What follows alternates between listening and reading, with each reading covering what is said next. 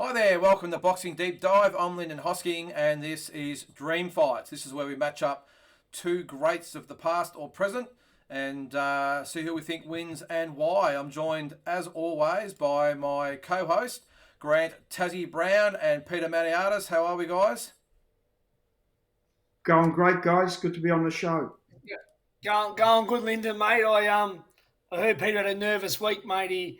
He's still getting over that close tiebreaker, mate. But he was lucky enough to get the nod, and we move forward. We move forward with our lives. What's on again? Well, I've added an extra speaker onto the headphones. So I'm looking Yeah, for I that can tell. 150. What's on again for this week with the quiz? But so this is a really good one this week. First of all, before we get into that, Mike's away sick, so he'll be back next week. So all the best to Mike Altamora. Get well, Mikey. On We're thinking of you, mate. Have some warm soup, and watch Point Break or something, Mike. And yeah, get the testosterone up a little bit. All right. Well, last week was my fight. It was Larry Holmes and George Foreman. You can see there on our Instagram poll, 50% it was either way. So I think last week we all went for Larry Holmes. Oh, no, sorry, Pete, you went for George Foreman, I think. Was that you? Yep, and the rest of us went for Larry. So, but on the poll on Instagram, it was 50-50. So not a bad result. I think overall. That deserves 50-50, that one. I mean, they're both legends, both fought the Who's Who, both came back and had success later on as well. So they're that was a good choice, Lyndon. You done really well with that one, mate. I'm a bit of a critic of yours, but you actually done well. Oh, hang on, that's Mike Altamura you're thinking of there. Mate, I picked the good ones. But no, look, it was. I thought I had a really good one until Pete's come up with this one. This doozy. Who is it, Pete? We've got the fighting congressman from Serengeti, none other than the Pac-Man Manny Pacquiao, up against TSZYU, the Russian-Australian-born killer that can strike you out with one blow. And both these guys at 140 pounds were world heavyweight champions. And obviously different eras, but it would have been, what a cracking fight it would have been if they had met at their peak, because both can take you out with one shot and both are just, supreme athletes. Tazzy, this is an absolute ripper, isn't it? I'm probably thinking this would be, if it's at 140, I'm probably thinking it's probably 2009, 2010 for Pacquiao, and probably 97, 98 for, probably would have been a bit later, I suppose, 2000, 2001, Pete, for Costa? Yeah, 99, 2000. Yeah. Around him. Yeah. Well, I mean, Costa fought at that division the whole time. He didn't sort of go up or down. He, and he's one of the last old school guys to do that. Pacquiao, as we know, jumped through divisions. That's why one of the things about Pacquiao that he's 8 division, and that's was no one's ever done that. So so look, it's a great fight. I mean, Manny at that time obviously beat David Diaz a lightweight, and obviously destroyed Hatton, and then Cotto was on a mission, and KOSTYA just always got the job done in his prime. Once he got over the Phillips fight, he went into a just a different level. Wins over Shambo Mitchell and Judah and all them guys. I mean, Chavez and it's a great fight, mate. You've done well, Pete. Yeah, it's a really good one, Pete. So what made you, I mean, it's pretty obvious why you came up with this one, but geez, I'm just imagining the fight in my head, Pete, and it just would have been all action from the first bell to the last, and it's just such a ripper matchup. Yeah, and the fact that Zoo's so good against southpaws, and he times that right hand, and you know that Zoo had that sledgehammer right hand. If he hits you, you stay hit. So Manny would have had to really be responsible as far as the way he comes in, because Zoo can take you out. I mean, Zoo can knock anyone out cold. It's the end of the fight. It's simple as that. No matter who you are. So this would have been a real contrast of styles and how Manny would have handled him. But because you go back and you see the Zab Judah fight, let's just say, for example, and it just took a few good shots, and Judah was in orbit. So Judah's a real, sensational fighter. And that was then at the time too. The premier 140-pound division. So and went on and done big things as well. Yeah. And Manny, I mean, at 140, we saw him, he fought Ricky Hatton, and Hatton was kind of tailor-made for Manny right at that time, because we didn't we were just starting to see how good Manny Pacquiao was going to be, because he destroyed De La Hoya, and before that he was really a lighter guy that was beating the real legend Mexican fighters. But now he was going into this stage where he's going to jump up in weight classes, where we're thinking, it's you can't go from featherweight to welterweight in a click of a hat. It doesn't happen that way, and you breeze through lightweight and super lightweight. But yeah, that right at 140 would have just been the recipe for disaster for both blokes, because even TSZYU, having someone like Manny Pacquiao in front of you, and TSZYU used to like sticking a jab out and sort of maneuver him with a jab and then hit him with a sledgehammer right hand, and he had beautiful hand-eye coordination, timing. TSZYU could punch brilliantly to the body, and he didn't. I thought he never punched enough to the body, because I loved his to the body, but he could utilise that more, and he would have had to do that more with Manny. But I just think it would have been such a technical fight, and I think both guys would have just had to be on their toes and really, really into the fight the whole way through, because both of them have got knockout power. Well, let's first of all have a look at the Pac-Man. Manny Pacquiao, 62-8-2 with 39 KOs. You can see all those world title belts there. It doesn't include lineal titles and ring titles and all the rest of it there. There wouldn't be enough room on the page for that. But you can see there, Ring Magazine Fighter of the Year, 2006, 2008, 2009.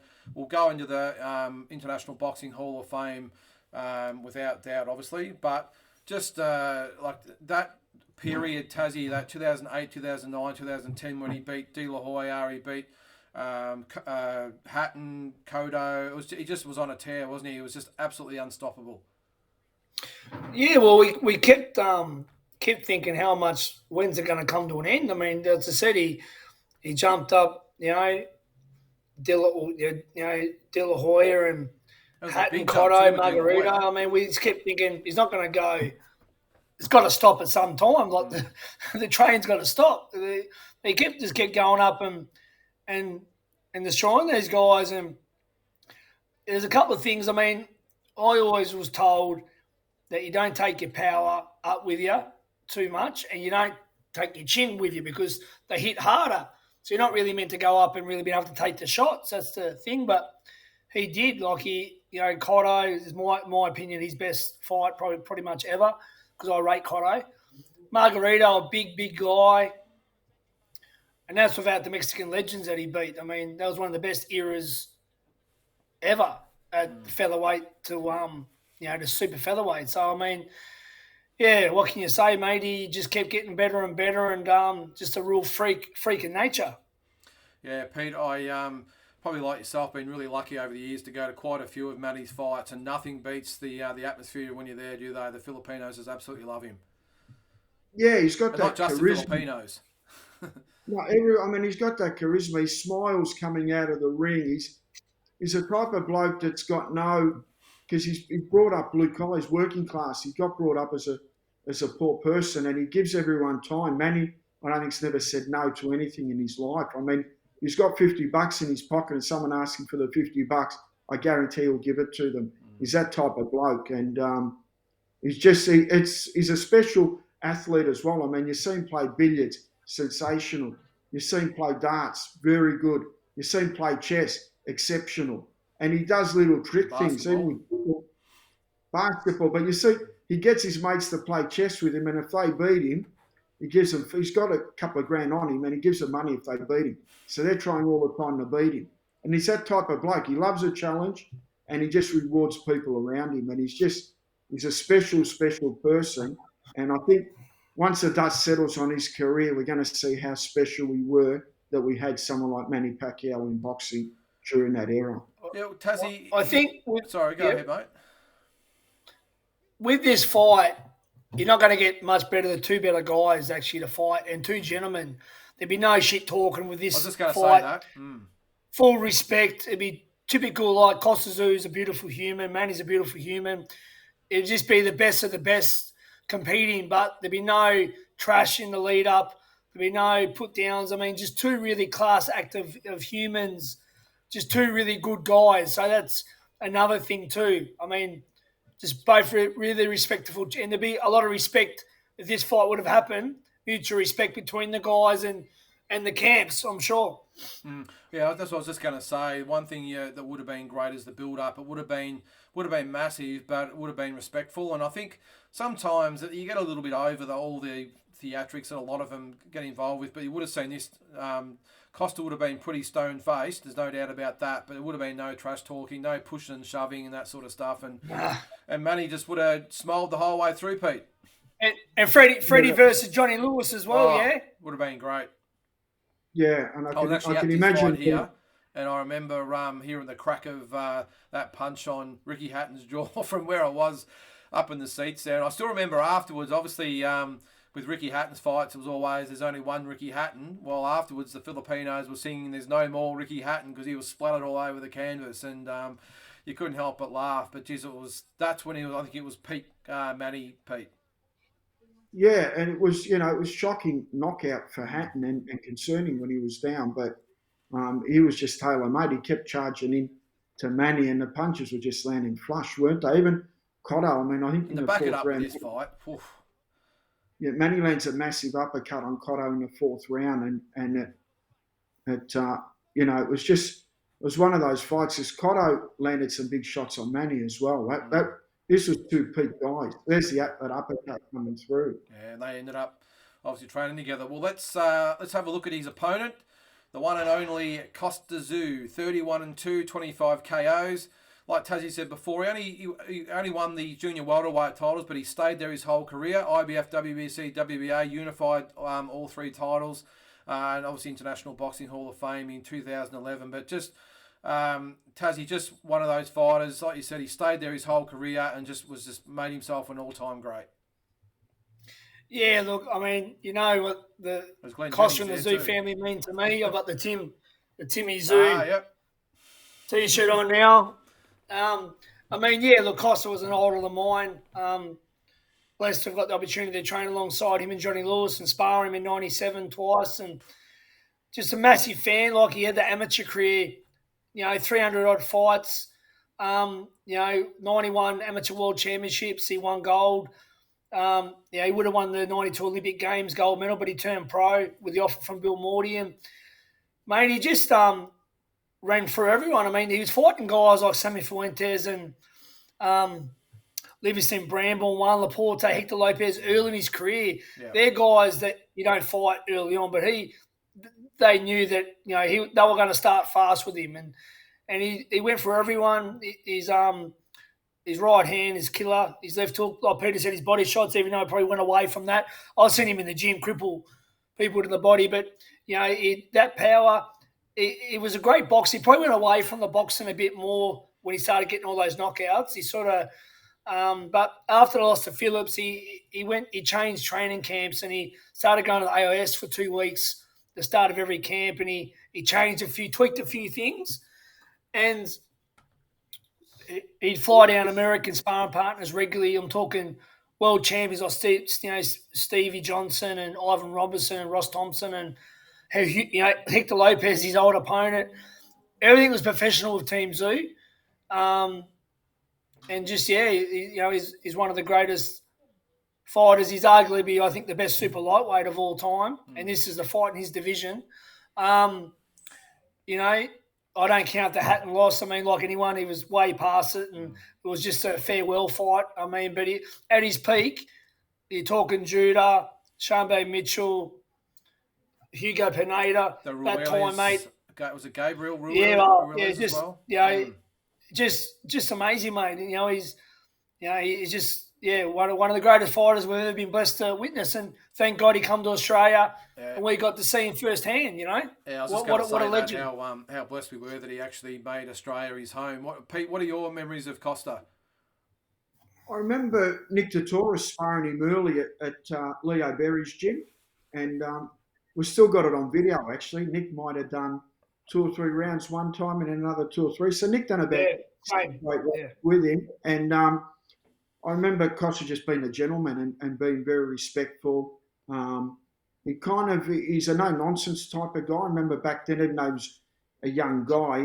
He still would have been in his mid-20s back then. He acted like a mature guy, and you could tell he's been brought up through a hard life through Russia, and there was no sort of frissles or bristles. He was 100% dedicated to boxing, and all he wanted and cared about was training and getting out of there. There was no, no sitting around and chatting and all that. This guy meant business all the way through, and even in sparring, he he sparred professionally. He controlled every second of the round and done what he had to do, and he did knock his sparring partners around, but he definitely got benefit out of it. He'd throw his shots. Don't worry about that. He could tell straight away he was one of these guys that was very accurate with hand and eye, and his balance was unbelievable. His timing and reflexes were unbelievable, and it was a pleasure to watch.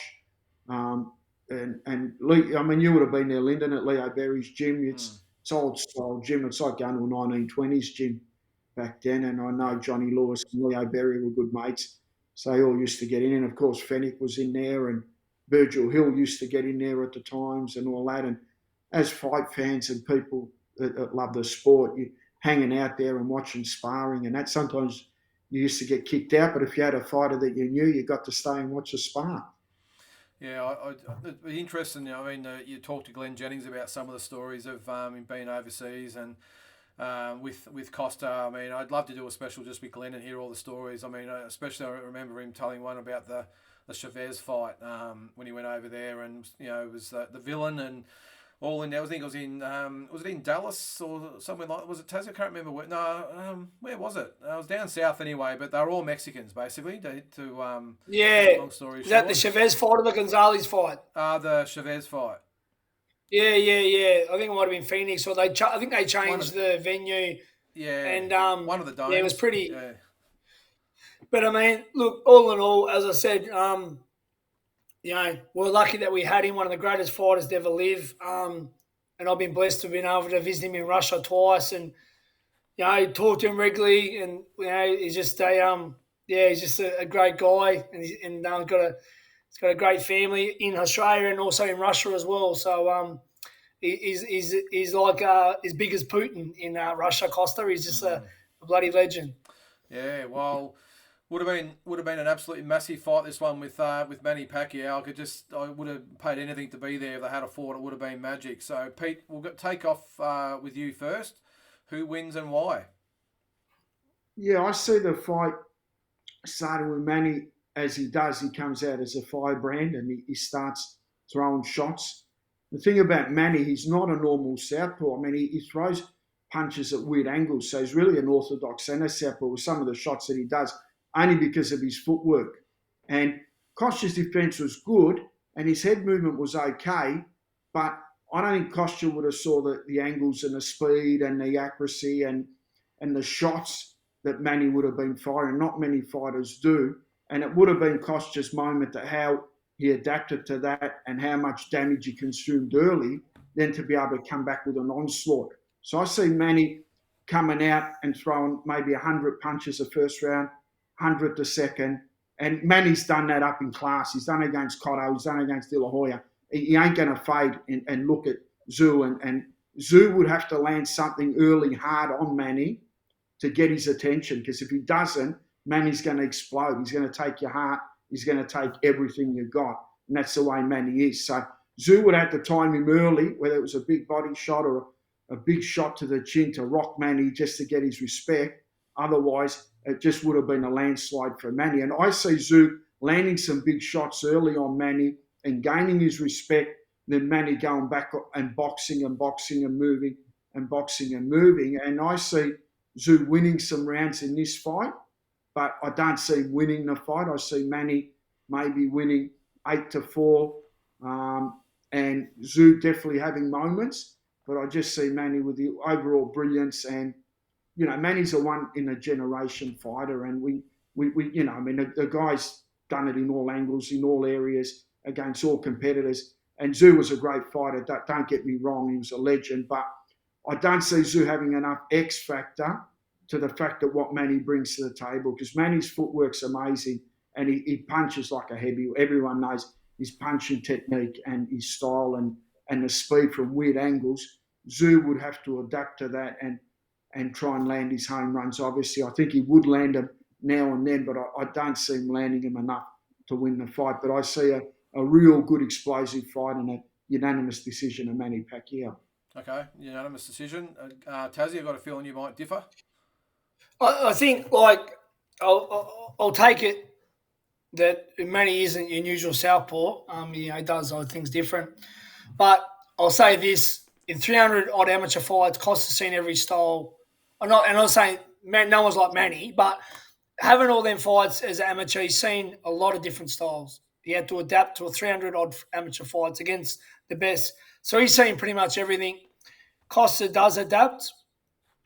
I agree Manny would come out obviously fast like he does. He'd fight the way that he knows how. But I think accuracy, that power, and the fact that I think some of Manny's trouble sometimes used to jump in with shots, and that's when you get caught. And against Marquez, obviously knocked out. Against Adel Hussein, dropped.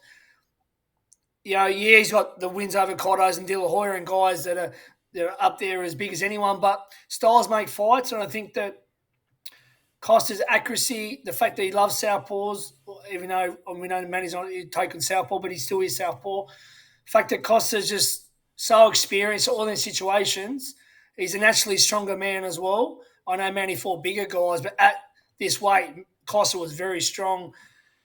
I think Manny jumps onto something and lands, and gets caught by Costa, and actually we look at another Marquez, he gets sparked.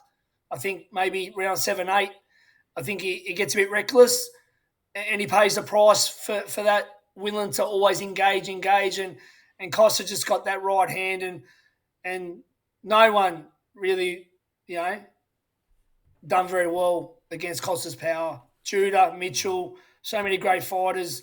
They're not Manny. I'm not saying Manny's end guys, but I just think styles make fights, and at this weight, I think Costa's the best super lightweight of all time, and that means he beats anyone at that time as super lightweight. So I've got to say Costa via 8th round KO. Okay, yep, 8th round KO. I'll be the tiebreaker here. I think very similar to both of you guys. I think Manny would start very quickly. He knows no other way. That's the way he starts every single fight. But I think if there's one guy you don't want to start fast against, it's TSZYU with his sharp shooting and his early power. And I think if Manny came out all guns blazing, he could get chinned really early. I think Zhu just had that power and the speed and the precision to nail Manny. Because I think what you said was right, Tazzy, the way Manny fights, he jumps in. He also jumps out at some stages as well. And we know Costa loves that left hook as well. So I think Manny would start quick. I think he might win some early rounds. I think as it went on, I think this is 140 pound is Costa's division, and I think in this case that Manny would probably bite off a bit more than he can chew, and I think he would knock him out, or the referee would stop it in the 9th or 10th round. I just think, as I said, I think Manny, we love him. He is that once in a generation fighter, but I think at 140 at this weight, I don't think there's anyone like TSZYU, and I just think he has the power, he has the speed, he has the style, more importantly, with the way Manny's always going to be coming to him. And I think that we talk about styles making fights. I think Manny Pacquiao is perfect for Costa,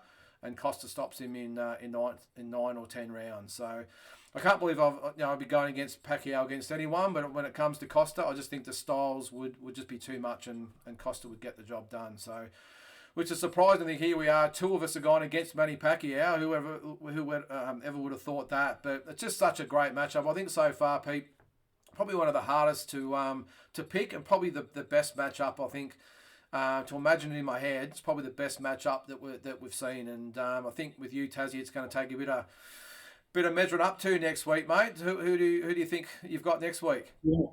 I've got a good one. All right, let's hear it.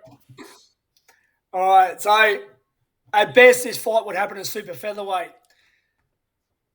El Capitan, whatever it is, Julio Cesar Chavez versus Alexis Arguello. Oh, that's a tough one. What weight? Super feather. That's where Chavez's first title was there, and Arguello's second. But Arguello had about 8 defenses, yep, and Chavez had a lot of defense. So I think a super featherweight in their prime, Chavez and Arguello. That's a really Two good one. Latinos. Yeah, that would be great. I think he gets forgotten a little bit, doesn't he? Pete Alexis Arguello. He was a great fighter back in the day. He should have. Explosive thin man. Amazing. Yeah, awesome. Yeah, that would be a real interesting fight. Yeah, no, I like that one. So, all right, so we look forward to that next week. For this one again, to recap, Pete had Pacquiao by decision. Tazzy had KOSTYA by 7th or 8th round knockout, I think it was. And I had Costa by 9th or 10th round knockout. So, look, another fantastic choice there, Pete. And we look forward next week. Pete. Look forward next week to Alexis Arguello versus Julio Cesar Chavez. Can we send Mike out to more a care package to get him better? Because we really want him on this one because, this is a bit of a classic fight. So I really love to have Mike. So what do? We send him a care package. We send him a bit of vitamin D or ginseng or a bit of send him something. Some Red Bulls. What do? You tell me. Well, it could be worse, mate. It could be Harry Greb versus Carlos Monzon or someone. Then we might be in a bit of trouble. But I think you might be okay with this. Oh, mate. Fucking Harry Greb. I wake up in cold sweats over bloody Harry Greb. He's coming to get me, mate. He's dirty, Harry Greb. In your dreams. Yeah. So a nightmare on Altamura Street, I think that one is. But anyway. All right, guys. Well, that's Dream Fight for another week. Really enjoyed that one. It was really entertaining and a really tough one to pick. So end of the day, we've gone for Costa to get over the line over Manny Pacquiao. But really loved the matchup and look forward to next week, guys. Thanks again, and we'll see you then. See you next week, guys. See you, fellas.